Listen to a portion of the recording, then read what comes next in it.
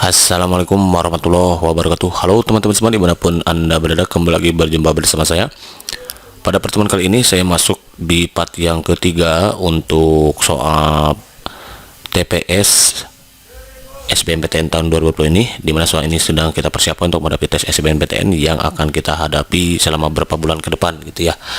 Oke teman-teman, sebagaimana yang sudah diberitakan sebelumnya bahwa soal yang akan muncul di SBMPTN tahun 2020 itu adalah soal TPS, yaitu tes potensial skolastik, di mana di kisi-kisi, cari saja video yang saya sebelumnya itu tentang kisi-kisi SBMPTN yang akan muncul di 2020 itu kan TPS itu terdiri dari beberapa jenis soal. Salah satunya adalah mengenai soal penalaran ya, baik itu pemahaman bacaan, kemudian penalaran umum dan lain sebagainya. Silahkan pokoknya teman-teman cek lagi video saya yang sebelumnya dengan judul kisi-kisi SBMPTN tahun 2020, dan di TPS itu nanti juga akan muncul lain sebagainya, silahkan dicek. Nah, di video sebelumnya juga sudah saya jelaskan tentang matrik penyebaran soal, jenis soal, bahwa salah satu soal yang muncul itu diantaranya adalah soal sebab akibat. Tahun 2019 itu muncul 5 soal ya, maka dari itu dalam kesempatan ini di part yang ketiga saya akan membahas soal yang ada kaitannya dengan soal sebab akibat, yaitu soal bahasa Indonesia tentang suatu bacaan. Oke, untuk itu kita langsung aja ke inti permasalahannya.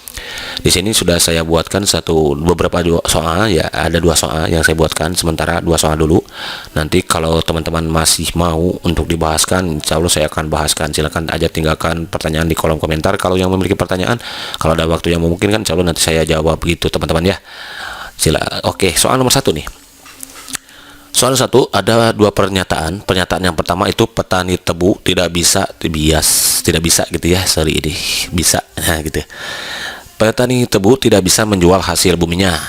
Pernyataan yang kedua, terjadinya penambahan jenis tanaman pertanian. Nah, pertanyaannya adalah, manakah di bawah ini yang menggambarkan hubungan pernyataan 1 dan 2? Apakah pernyataan 1 dan itu ada hubungannya gitu ya? Karena kita sedang belajar pola sebab akibat. Nah, berarti nanti polanya yang mana yang jadi sebab, yang mana jadi akibat gitu. Tugas kita sebetulnya di sini adalah mencari mana yang menjadi sebabnya, mana yang jadi akibatnya. Siapa yang jadi biang keladinya dan apa akibatnya gitu teman-teman ya. Misalkan kita berantem berantem karena apa? Nah, itu akibatnya kan berantem. Sebabnya apa? Oh, terjadi adanya cekcok mulut, misalkan saling ejek gitu satu sama lain misalkan gitu teman-teman ya. Yang A, pernyataan 1 adalah penyebab dan pernyataan 2 adalah akibat. Yang B, pernyataan 2 adalah penyebab dan pernyataan 1 adalah akibat. Yang C, pernyataan 1 dan 2 adalah penyebab namun tidak saling berhubungan. Yang D, pernyataan 1 dan 2 adalah akibat dari 2 penyebab yang tidak saling berhubungan. Yang E, pernyataan 1 dan 2 adalah akibat dari suatu penyebab yang sama. Oke, kita bahas bareng-bareng ya teman-teman. Ulangi, baca lagi nomor 1 nih. Petani tebu tidak bisa menjual hasil buminya. Kenapa tidak bisa menjual buminya? Berarti ini kan adalah akibat ya. Kayaknya akibat nih, karena bukan penyebab. Jadi akibatnya petani tebu tidak bisa menjual hasil buminya. Kenapa? Misalkan karena musim kemarau, misalkan, atau karena musim hujan, misalkan, atau karena apa? Misalkan ya karena ada wabah sekarang ini COVID-19 ya, gitu bisa jadi. Maka akibatnya adalah petani tebu tidak menjual hasil buminya. Kira-kira pernyataan 1 dan 2 ada hubungannya nggak? Coba cek pernyataan yang kedua. Terjadinya penambahan jenis tanaman pertanian. Nggak nyambung ya, ini tebu, ini terjadinya penambahan jenis tanaman pertanian. Ini juga akibat ya, bukan sebab ya. Kenapa terjadinya penambahan jenis tanaman pertanian? Karena akibatnya ini apa? Penyebabnya apa? Oh, misalkan terjadinya penambahan jenis tanaman pertanian itu disebabkan apa? Akibatnya terjadi penambahan gitu. Berarti ini akibat. Nah, karena dua-duanya tidak, ini akibat tidak ada hubungannya, berarti ini 2 kalimat akibat yang tidak ada hubungannya. Cek di option yang mana. Pernyataan 1 adalah dan pernyataan 2 adalah akibat. Benar, ini benar, tapi benar bisa jadi ya. Oke, lewat dulu. Pernyataan 2 adalah penyebab dan pernyataan 1 adalah akibat. Ini bukan, harusnya akibat dua-duanya ya. Pernyataan 1 dan 2 adalah penyebab namun tidak saling berhubungan. Bukan. Pernyataan 1 dan 2 adalah akibat dari 2 penyebab yang tidak saling berhubungan. Nah, ini lebih betul ya. Lebih betul ini. Pernyataan 1 dan 2 adalah akibat dari suatu penyebab yang sama. Salah ini juga ya, karena akibatnya dari suatu penyebab yang sama. Penyebabnya tidak sama. Yang ini itu COVID-19 misalkan ya, yang ini nggak nyambung kan kalau COVID-19. Ya, ini juga kurang tepat. Kenapa? Karena tidak jelaskan bahwa dia berasal dari 2 penyebab yang tidak saling berhubungan. Jadi artinya ada 2 penyebab di sini. Kalau ini bisa memungkinkan adanya satu penyebab yang sama gitu. Jadi ini jelas salah juga. Jadi kalau begitu jawaban yang tepat untuk soal nomor 1 adalah yang D, teman-teman ya. Jadi dia pernyataan 1 dan pernyataan 2 adalah suatu akibat dari penyebab yang tidak saling berhubungan. Ini nggak nyambung, ini sama ini nggak nyambung gitu. Jadi dua-duanya akibat tapi dari suatu penyebab yang berbeda. Kalau ini misalkan karena COVID-19 ya, kalau ini misalkan karena terjadi penanaman jenis tanaman pertanian. Nah, karena misalkan pendapatan berkurang ya, penyebabnya pendapatan petani berkurang, akhirnya terjadinya penambahan gitu teman-teman ya. Nah, triknya untuk mengerjakan soal ini, pertama nanti teman-teman gak usah dibaca dulu ininya, langsung ke sini apa sih yang diinginkan. Oh, pernyataan mana yang betul 1 dan 2. Oh, baru ke sini ke soal ya, baca. Oh, ini apa, tentukan akibat-akibat, cari yang akibat-akibat. Oh, ternyata yang akibat-akibat itu 1 di sini, yang dua-duanya akibat. Ini kan ada penyebabnya, ini jelas salah. Ini ada penyebabnya, jelas salah. Pokoknya ada kata penyebab salah. Kalau dua-duanya penyebab salah gitu. Akibat dan suatu penyebab sama, ini juga salah karena dua-duanya sama, karena dua-duanya tidak nyambung, berarti harus berbeda. Oh, ternyata ketemu tuh jawabannya. Gitu kan, cepet gitu teman-teman. Mudah kan? Mudah. Lanjut nomor 2. Ini nomor yang terakhir. Jadi untuk sementara saya bawakan 2 soal dulu. Nanti kalau misalkan ini banyak yang nonton, baru dibuatkan lagi soal-soal yang lebih hot ya, yang lebih sulit lagi, karena soal yang akan muncul di TPS tahun sekarang ini adalah soal yang hot katanya ya, high order thinking skill. Jadi yang menuntut kita untuk menggunakan pemahaman. Misalkan bisa saja soalnya hot itu panjang-panjang seperti ini, kita jawabannya harus menentukan cara yang tercepat, berarti gitu teman-teman. Oke, soal nomor 2. Pernyataannya nih, ada lagi 2 pernyataan. Langsung soal aja cara cepatnya ya. Manakah pilihan di bawah ini yang menggambarkan hubungan pernyataan 1 dan pernyataan 2? Angka ini ya, bukan, angkat kemana ini? Angka kematian ibu akibat kehamilan usia muda masih tergolong tinggi. Oh, akibat nih. Angka kematian akibat kehamilan usia muda, berarti ini apa nih kira-kira? Penyebab atau apa? Penyebabnya adalah angka kematian ibu akibat kehamilan usia muda masih tinggi gitu kan ya. Oke, akibatnya ini berarti akibat teman-teman.